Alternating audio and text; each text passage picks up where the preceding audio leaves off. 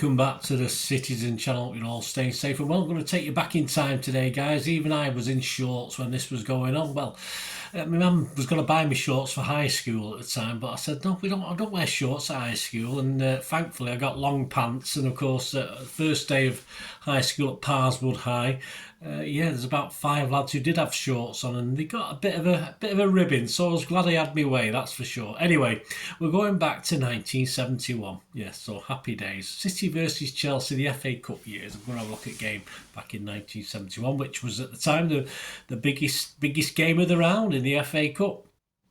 I'm recording this as we prepare to meet Chelsea, of course, in a semi-final on the 20th of April 2024 for the 23-24 season at Wembley. So we're going to have a look at, so we sort of look at how we've done in the FA Cup. We haven't played them that many times, really, when you think about it. We'll take a trip to Stamford Bridge, 23rd of January 1971. For this round 4 meeting. I'll give you the details of how things have gone so far. We hold the upper hand slightly over Chelsea in the FA Cup, but we'll talk about that. Please, if you're new to the channel, push that subscribe button, push the bell notifications. Everything City past like this, present, and as long as I can keep going. So hope you enjoy. And especially with something like this, of course, most of you probably not as old as me, but any memories you've got of this game or any game against Chelsea. We've had a few over recent years, haven't we? Give us a shout and share your memories. It'd be great to hear from you. And if you do check out the channel, you'll see stuff on film and TV as well. So if that's of any interest, or you know someone who might be interested, give them a kick in my direction. I'll be very grateful. All subscribers very welcome, whether it's football or TV. But it's football today, and more importantly, our wonderful City. And yes, I had the sky blue kit and the red and black kit in 1970. I'll have to admit, I also had a Chelsea kit. I think it's the fact that they followed on winning the FA Cup and they followed on winning the Cup Winners' Cup from us.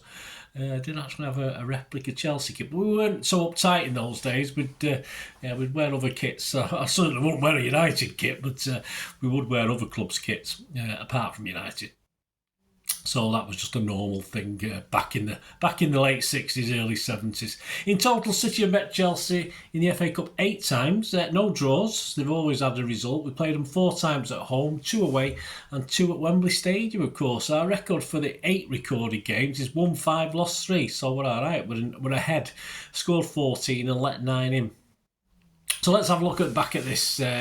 Well, of course, as you'd imagine, 1970-71, a great City team at the time, still Malcolm Allison and Joe Mercer in charge, although this season would be a bit of a disappointment. So we're at Stamford Bridge on the 23rd of January 1971.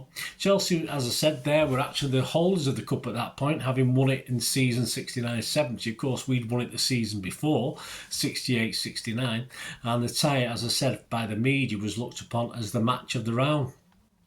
Previously, Chelsea had won just 1 FA Cup and City had won 4. Hey, no histories though, have we? Back in October, in Division 1 at the Bridge, City and Chelsea had battled out a 1-1 draw. And in Division 1 itself, only 1 point separated the two sides. Yeah, City were 3rd, played 25 with 31 points, 2 points for a win, don't forget. And Chelsea were actually sat in 6th, played 25 with 30 points, so just a point worse off. I bet things were a lot cheaper back then, weren't they? That's what you got to ask me, isn't it? Yes, well, I'm glad you asked me that, because yes, I can just a couple of things from the City programme after this game. City were preparing, of course, for a trip to Gornik at that stage for a Cup Winners' Cup quarter final. Of course, Chelsea were preparing for their own trip, and the flight to Krakow and a first-class hotel, here we go, would set you back the princely sum of £35. That's not bad, is it? Eh? Probably not much dearer nowadays, is it? First class hotel and a flight to Krakow? Sure it is. Do they still fly there? Does it still exist? I have no idea. A trip to Highbury to watch City on good old British Rail would set you back 50 bob. That's £2.50, and it's £1.50 for kids. 30 shilling for kids. At Main Road, the prices, this was for the upcoming cup match. It was 6 shilling for the new North Stand terraces. Don't forget they were rebuilding the North Stand, put it as terracing for a season, then it went to seats. But that then, it was men only. Yeah, no kids allowed in the new North Stand, so if you were a kid, you couldn't go in. 6 shilling for that.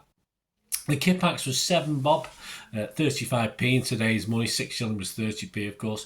Adults, and 3 shilling for juniors, so just 15p for juniors. The Platt Lane was 10 bob for adults, 50p, and 5 bob for juniors. Of course, £2.50, £2.50, 25p, £2.50. Looking at it, you get a season ticket for that. And the main stand. No juniors, no junior prices in the main stand. You have to pay full whack between 12 shillings and 16 shillings. So there you go. That's for the old to sit with the moaners in the main stand, we used to call them when we were in the Platt Lane and the Kippax. The lineups that night: City was Corrigan, Buck, Mant, Doyle, Booth, Oakes, Heslop, Bell, Somerville, Bowyer and Jeffries. The substitute was Young, he would come on in the game. Chelsea was Benetti, making his 500th appearance for Chelsea. Boyle, Harris, Hollins, Hinton, Webb, Weller, Cook, Osgood, Hutchinson, and their sub was a guy called Dempsey. Of course, we wore our famous, we were away, red and black striped shirts with black shorts, red and black socks. And Chelsea, although they were at home, actually played in their second kit as well. They played in the yellow shirts, blue shorts and yellow socks. There was a crowd of 50,176. This is the story of the game. City started the game with a very defensive lineup, with Francis Lee out through injury and Neil Young on the bench after suffering a nasty knock in the City's previous game at Blackpool. In the first half, City certainly need the extra defensive players as Chelsea surged forward. However, George Heslop, Alan Oakes, Derek Jeffries flooding the midfield kept Chelsea to just a few shots, which were in the main wayward of Joe Corrigan's goal.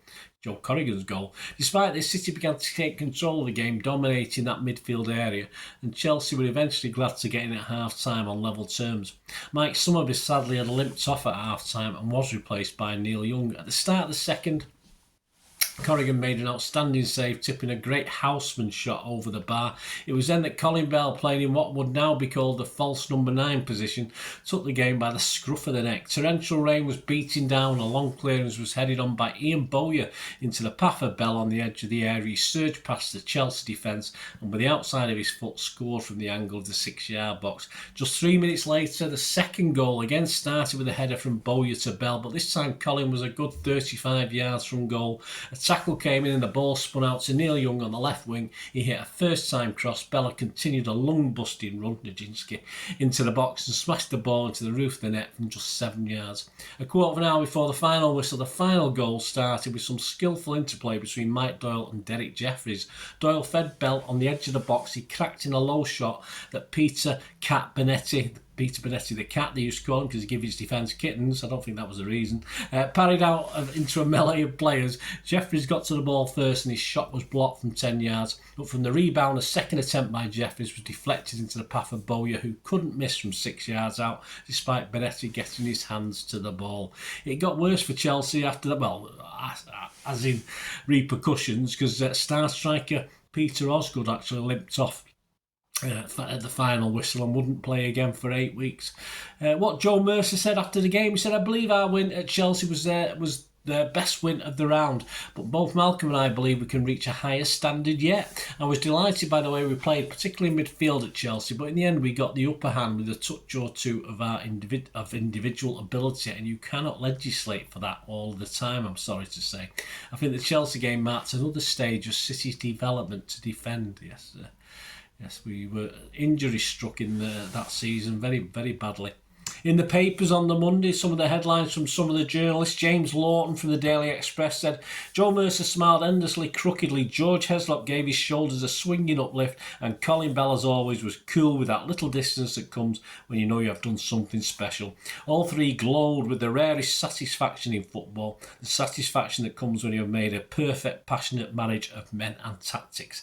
Peter Gardner from the Manchester Evening News wrote, "Only City could cram their ranks of defenders and still pull off the outstanding result of the fourth round, and in retrospect that crushing 3-0 victory over Chelsea in an enthralling FA Cup battle assumes even more importance in the light of how it was achieved." Geoffrey Green for The Times wrote, "Manchester City patiently surprised even themselves by hosting the jackpot, lacking the dangerous lead at centre forward, the realignment of their forces for the job on hand openly unmasked their intentions for the day. Their sights were levelled at survival. Realism aimed primarily at a replay up north, by which time Lee might have been fit and Osgood out of the enemy ranks on suspension. In the event, their plan paid unexpected dividends.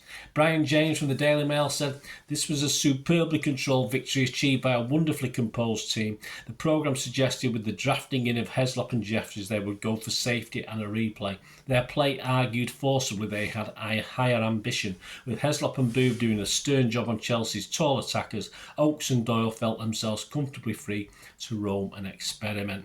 Derek Wallace from the Daily Mirror said, "Chelsea seemed suspicious of City's intentions and were reluctant to commit themselves to attacking a defence in which George Heslop and Arthur Mann played with complete assurance." Laurie Pinion from the Daily Sketch. Daily Sketch, yeah, there was a paper called the Daily Sketch. I used to get it, I used to read it. Colin Bell, "A big man without a big head can absorb glory like sunshine reflecting from a golden beach. And if he goes on playing as he did against Chelsea at Stamford Bridge, he must be the pace setter for the Footballer of the Year award." Sadly not, but there you go. Yeah, the season ended in disappointment for City as injuries, as I said, played a big part that season. Chelsea gained adequate revenge. A 1-1 draw in the league at Main Road was sandwiched between beating us home and away 1-0 in the European Cup Winners' Cup semi-final, of course, on their way to winning it. So they did as they did with the FA Cup. They took that trophy the year after us, and they took this Cup Winners' Cup the year after us. So that's why I had a replica kit, because I thought, hey, these are like us, these, but it didn't stop me being very disappointed. In the league, yeah, City dropped to a disappointing 11th on 41 points, and Chelsea 10 points better off, so they leapfrogged us and finished 5th on 51 points. A year that Arsenal lifted the title that year by a point from Leeds. They got 65 points to Leeds 64, of course, from 42 games. So there you go, guys. A little bit of the FA Cup, a little bit of other things as well. I hope you enjoyed that. As I said, any memories, just give us a shout, let us know what the eye up, and just leave your thoughts. And as I say, I enjoy doing these things. I hope you enjoyed listening as well. Let us know. Any comments, always welcome. Thanks for watching, guys. Until we meet again, that's one thing, don't I? Please stay safe, Blues. Come on, City. Bye for now.